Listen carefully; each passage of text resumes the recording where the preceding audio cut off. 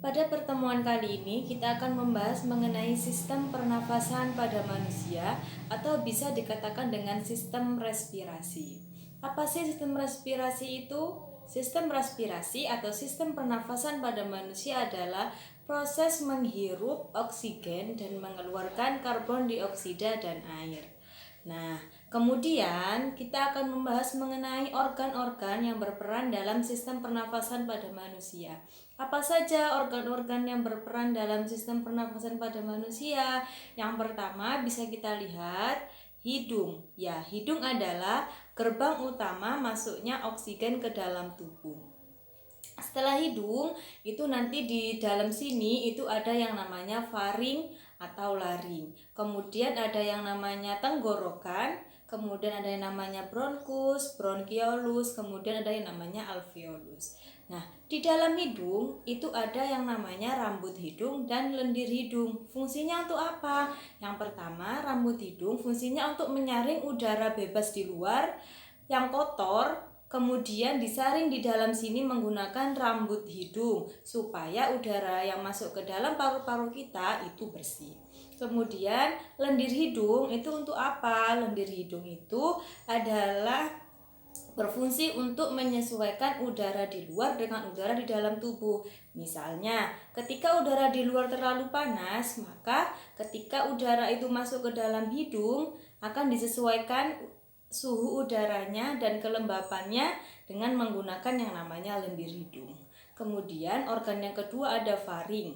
Faring itu adalah sebuah katup yang memisahkan antara sistem pernafasan dengan sistem pencernaan, agar ketika kita makan atau ketika kita bernafas itu tidak salah jalur. Misalnya peristiwa tersedak. Nah, peristiwa tersedak itu adalah peristiwa di mana proses ketika kita makan kita sambil berbicara. Nah, itu katupnya itu tidak tertutup dengan sempurna.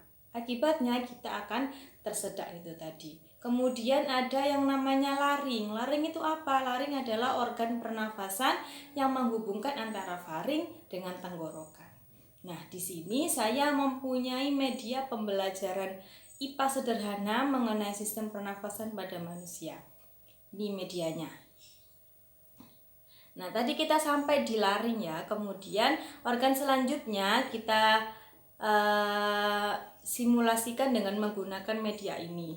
Nah, kita ibaratkan sedotan ini adalah tenggorokan kita. Jadi, tenggorokan kita itu bentuknya seperti ini, kurang lebih di dalam tubuh kita itu.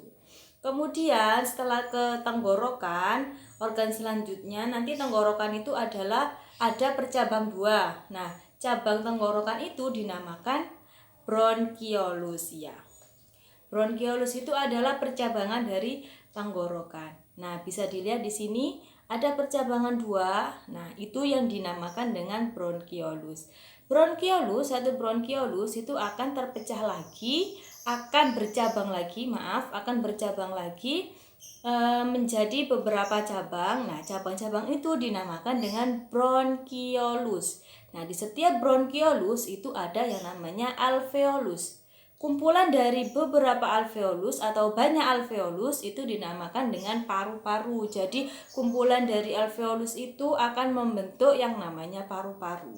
Tubuh kita mempunyai dua paru-paru, paru-paru kanan dan paru-paru kiri. Nah, seperti ini. Di sini ada paru-paru kanan dan paru-paru kiri. Jadi paru-paru itu adalah gabungan dari beberapa alveolus.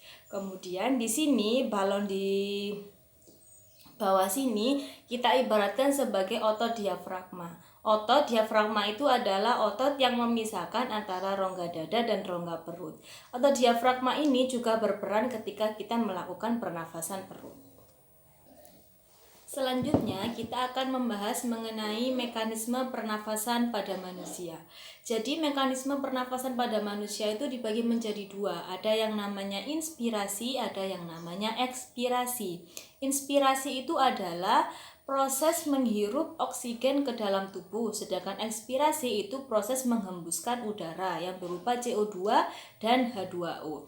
Jadi ketika kita menghirup udara di sekitar kita ini yang bebas ini, oksigen yang ada di sekitar kita itu masuk melalui lubang hidung kita. Kemudian di dalam lubang hidung kita nanti akan disaring oleh rambut-rambut halus dan juga suhunya akan disesuaikan dengan suhu di dalam tubuh dengan menggunakan lendir hidung tadi. Nah, kemudian udara itu akan masuk melalui faring, kemudian menuju laring, kemudian ke tenggorokan, habis ke tenggorokan lalu ke bronkus, ke bronkiolus, lalu ke alveolus. Jadi ketika kita menghirup udara, melakukan proses inspirasi, itu otot diafragmanya kita ini itu akan mengalami yang namanya kontraksi. Jadi dia akan bergerak ke bawah. Ketika otot diafragmanya kita ini mengalami kontraksi dengan bergerak ke bawah seperti ini, kita tarik. Nah, udara jadi paru-paru kita ketika kita tarik otot diafragmanya kita ke bawah sini, jadi paru-paru kita akan mengembang. Itu proses inspirasi. Seperti ini. Bisa dilihat, mengembang. Jadi paru-paru kita itu mengembang. Kemudian ketika proses ekspirasi, proses mengeluarkan, otot diafragmanya kita ini bergerak ke atas atau berelaksasi. Ketika otot diafragmanya kita ini bergerak ke atas, maka paru-paru kita akan mengempes. Dan kemudian CO2 dan H2O akan dialirkan ke luar tubuh melalui organ-organ yang seperti menghirup udara tadi. Nah, seperti itu.